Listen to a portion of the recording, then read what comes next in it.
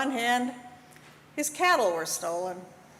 On the other hand, he was given the gift of music. Nothing is ever quite clear when a trickster is involved, whether human or supernatural. Their role is to change the status quo, to create just enough chaos so that the creative forces of life have a chance to emerge and to seize the moment. Now, sometimes in the trickster archetype or model, there is a moral lesson, as in the tale of Nasruddin feeding his coat. Sometimes the tales are meant to be cautionary. In the indigenous Abenaki tradition, the trickster is a raccoon named Azaban. In one tale, Azaban approaches a waterfall and decides that he can shout loudly enough to drown out the roar of the water. So he shouts as loudly as he can, loses his balance, and falls into the stream. The tale of Azaban offers a message of caution and also of humility. You think you're more powerful than a waterfall. Tricksters are usually active at the margins. You won't find them where everything is calm and peaceful, where people have all they need, but rather, we find them where things need to be stirred up. They emerge when change is called for, where there are obstacles to put in the path of people that need to be circumvented, and just carry the image of Nasruddin's tomb with a locked gate and no fence. Tricksters like to break down the barriers and to cross boundaries. Now, often, tricksters are involved in thievery, as we saw with Hermes. And in fact, two myths in very other different traditions tell of stealing fire from the gods to give to humans. And perhaps you remember the story of Prometheus, the Titan, who stole fire from Mount Olympus to give to people. He was severely punished by Zeus, chained to a rock and forced to suffer the fate of having an eagle tear out his liver, which then regenerated each night, so that this torture was repeated daily. A similar tale is told about Coyote, a trickster figure important to indigenous people in North America. Coyote once observed humans grieving for the deaths that they experienced during a harsh winter, and he decided to find a way to steal fire from the fire beings to bring to the humans. He enlisted his animal friends, and together they stole a burning coal and kept it away from the pursuing fire beings long enough to carry it to humans. Now, legend has it that a burning stick wielded by a fire being touched Coyote's tail, and that is why, to this day, coyotes have a black tip on their tail.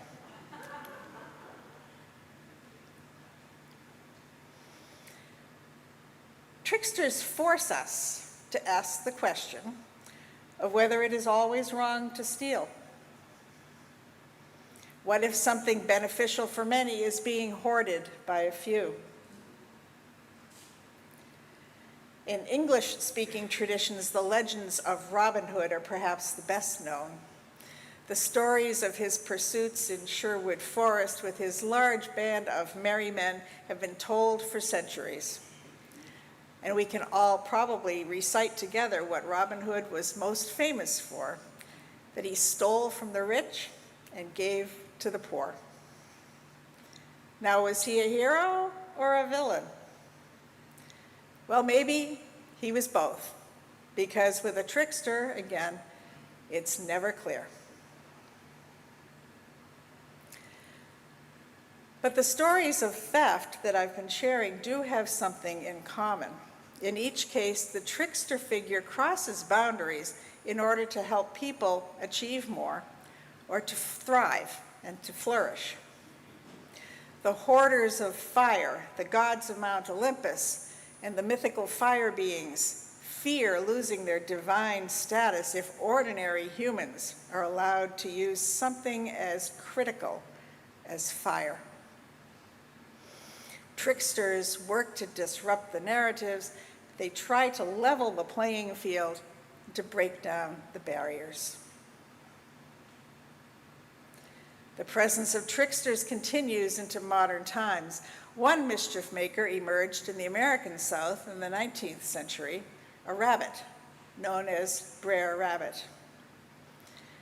It's believed that the mischief tales of a rabbit that could outsmart animals that were bigger and stronger than he were handed down among African peoples and brought to the United States by people who were enslaved.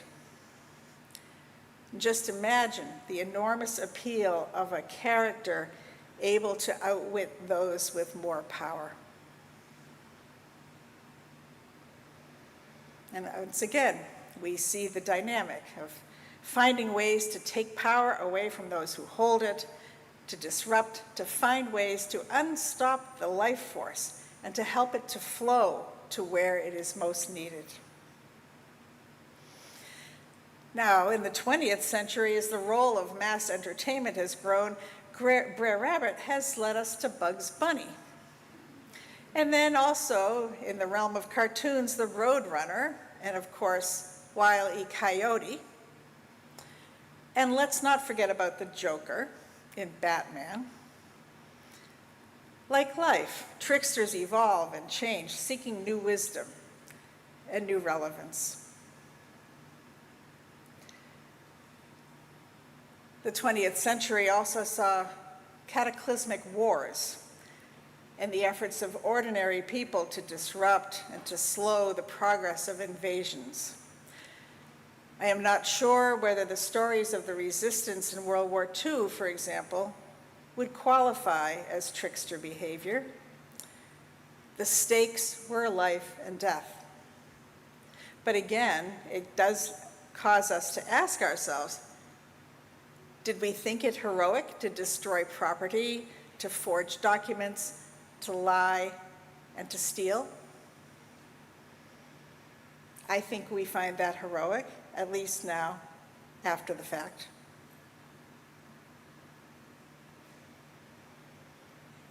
Of course, all this leads us to today, in a time with more than the usual amount of chaos. We have learned that in times of upheaval, the trickster archetypes are likely to be present. So we look, where are we seeing disruption? Where are we seeing sand dumped in the gears? Where do we see attempts to take away power that is being hoarded by those who might confuse themselves with the gods on Olympus? Who do we see disrupting old norms? I think of LGBTQ plus pride events as perfect examples of trickster energy at work. And drag queens, more than anyone else, are today's tricksters. They do no harm, but they shift our thinking. They show up in new ways. They move society to new norms and new acceptance. And they spread joy.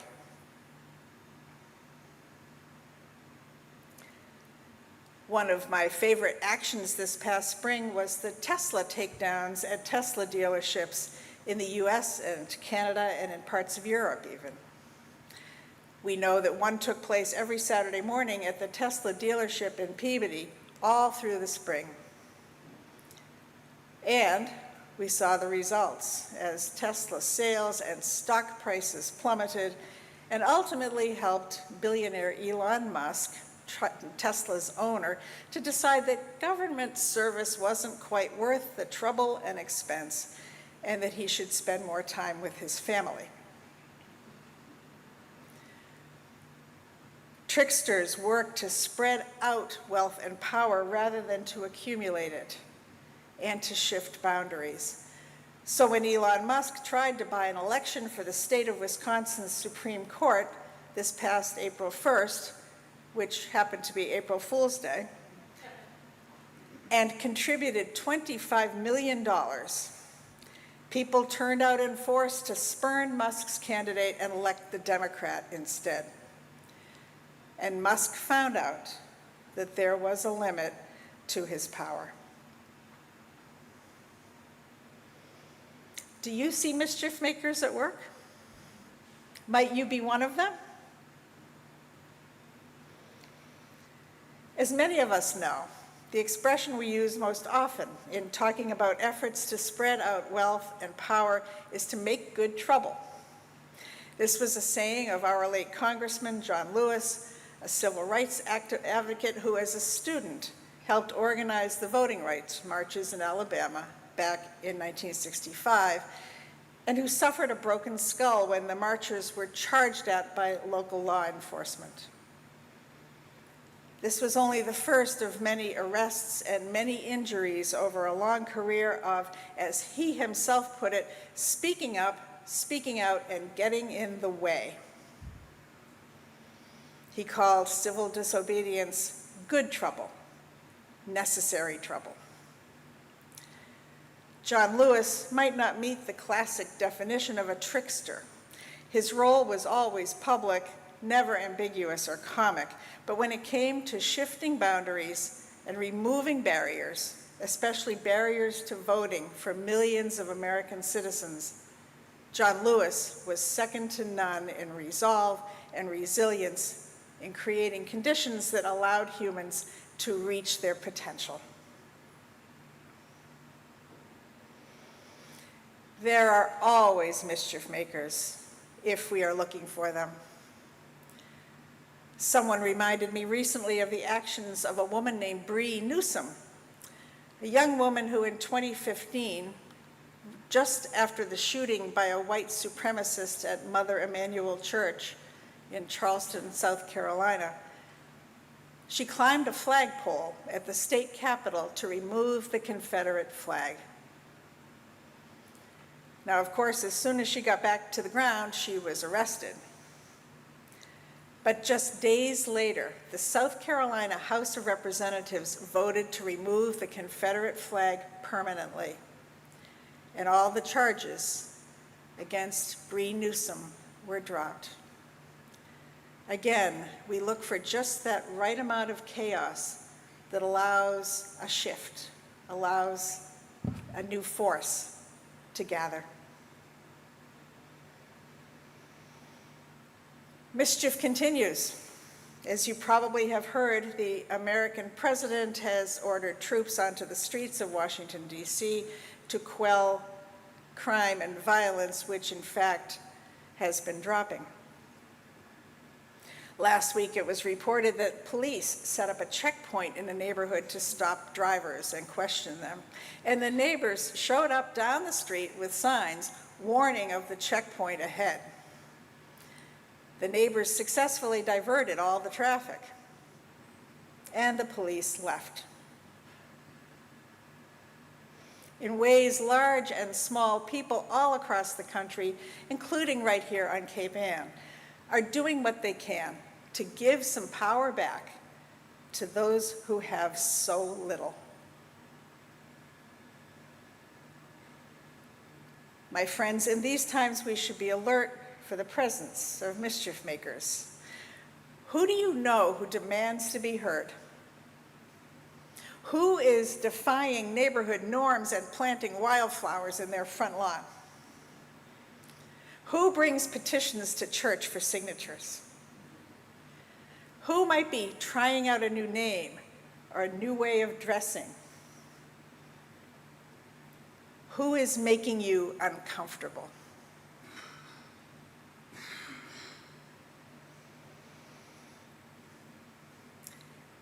And a couple more questions for you. How can each of us help to spread out power?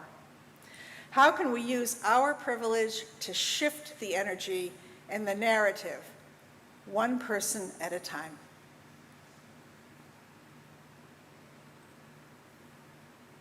My friends, throughout human history, there have always been those who try to amass wealth and power. In our society today, we are seeing a strong resurgence of that impulse to hoard, to redistribute wealth until only the very richest control the resources, and who then try to grasp the reins of political power away from the majority of us. Because of those hoarding impulses we see across all cultures and time periods, the presence of beings whose role it is to take wealth and power back, to redistribute it in ways large and small. Now, it might feel impossible to fight the power that is being claimed, but we can be observant. We can look for the many small ways in which people around us are disrupting, creating mischief, and making good trouble. May we each find ways to do all that we can to be tricksters, to be holy disruptors, and to honor those who we find in our midst. May it be so. Blessed be, and amen.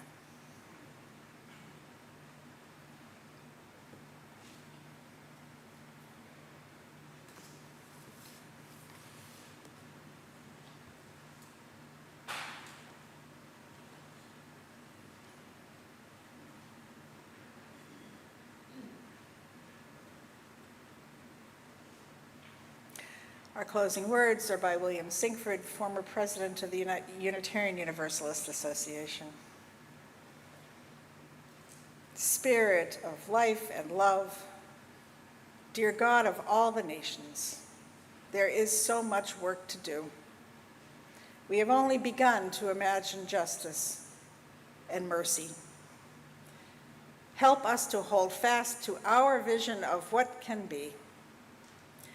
May we see the hope in our history and find the courage and the voice to work for that constant rebirth of freedom and justice.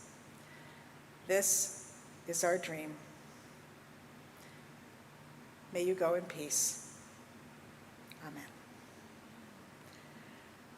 Our closing hymn this morning is number 131 in your gray hymnal, Love Will Guide Us.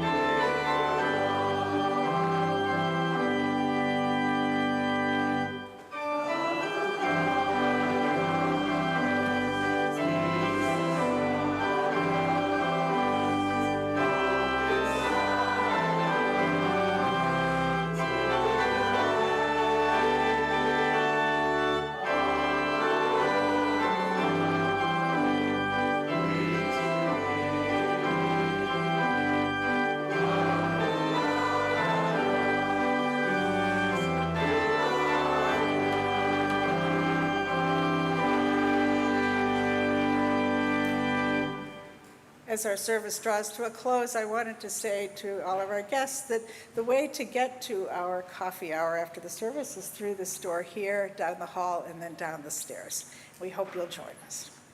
And now I invite those of you at home to hold up your candle or chalice, and together we will blow them out as we here say the words to extinguish our chalice.